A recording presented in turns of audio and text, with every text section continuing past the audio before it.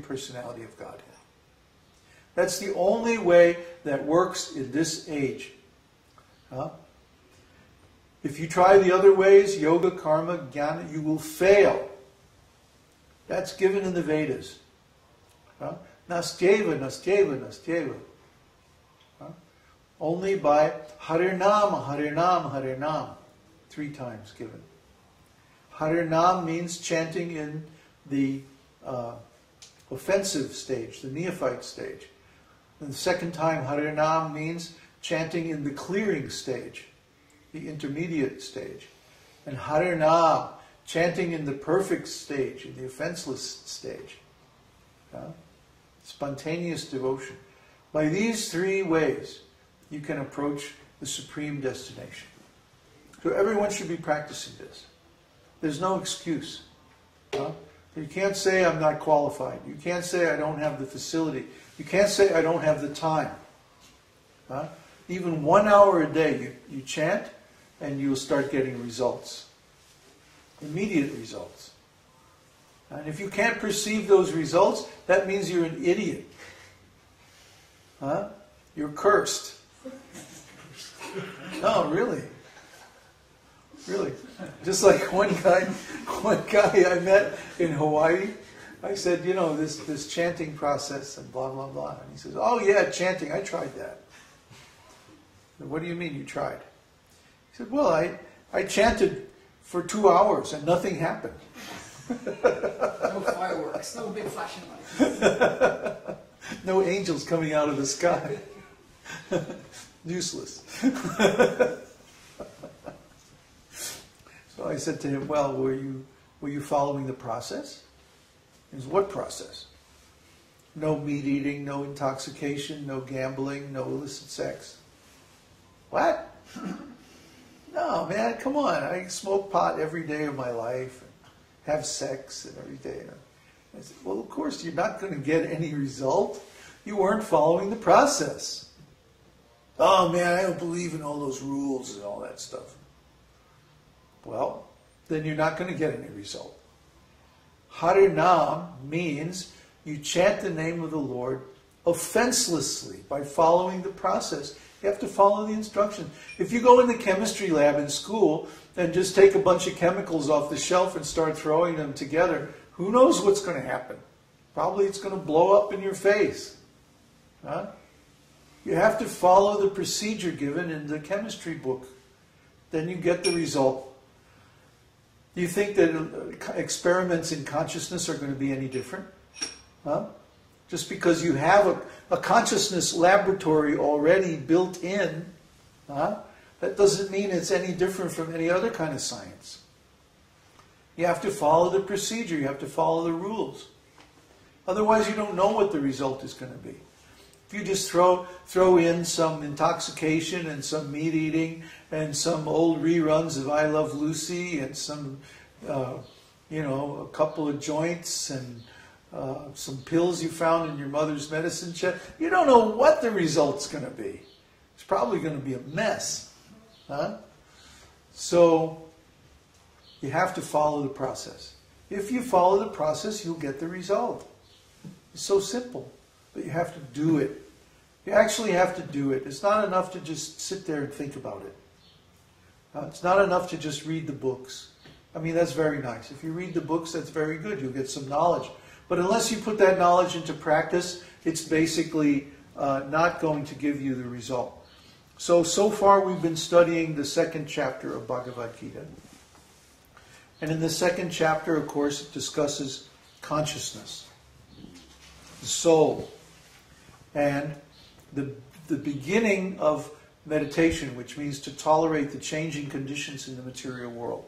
But then in chapter 3 discusses karma yoga. Chapter 3, it's only the beginning of the book. And already Kṛṣṇa is talking about karma yoga. If you don't do karma yoga, you won't get the result. You won't get the complete result anyway. You may get some very partial, very beginning result. But you're going to be stuck at that stage unless you do the process. And what is the process? Kṛṣṇa says,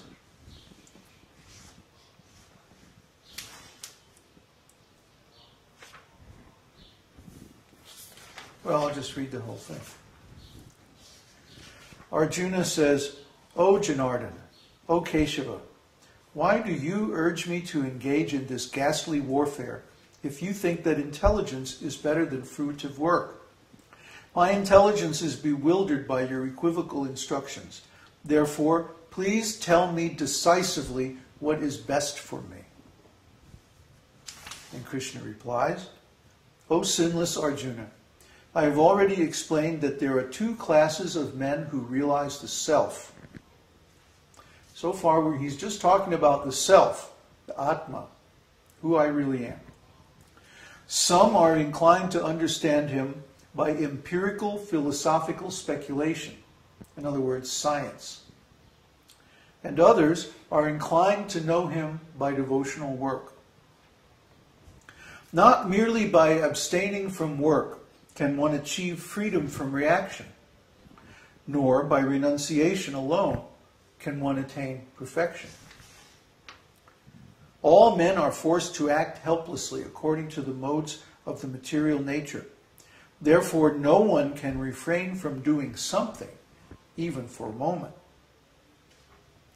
One who restrains the senses and organs of action, but whose mind dwells on sense objects, certainly deludes himself and is called a pretender.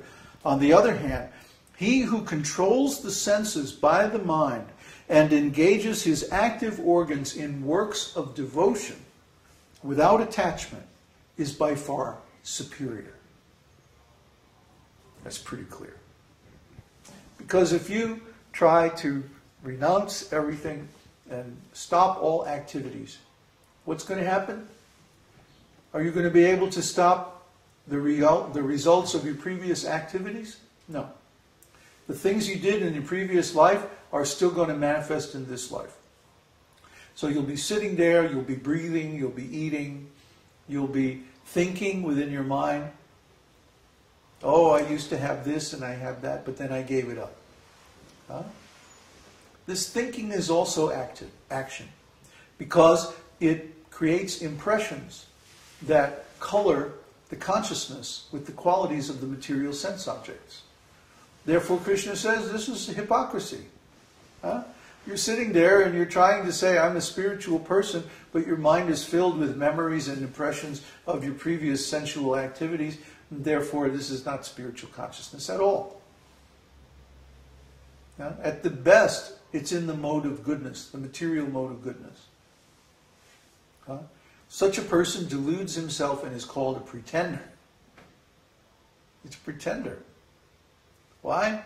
Because even if you stop, even if you, put yourself in a sensory deprivation thing, what do they call it? Tank? Yeah? Yeah? Samadhi tank or whatever it's called. Salty water, it's all black. Yeah. Even if you do that, your mind is still going to be thinking over all those impressions of material life that you gathered up to this point. So the mind is still going to be in material consciousness because you don't have any active spiritual consciousness.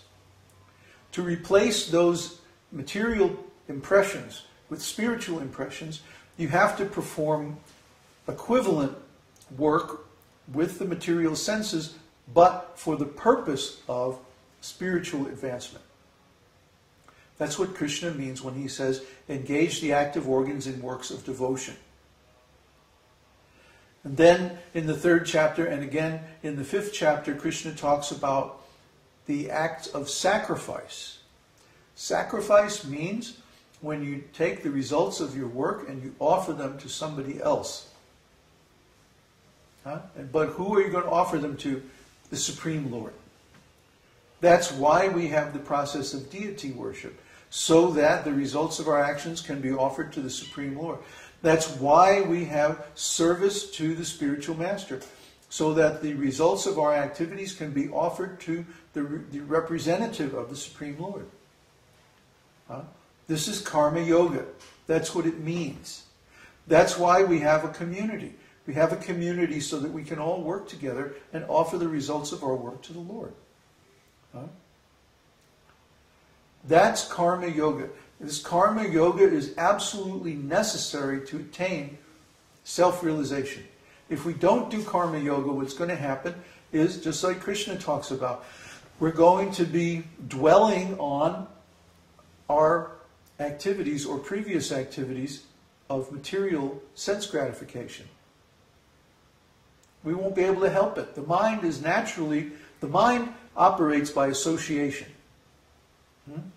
So every time we see a beautiful member of the opposite sex, then we're going to think of sex life.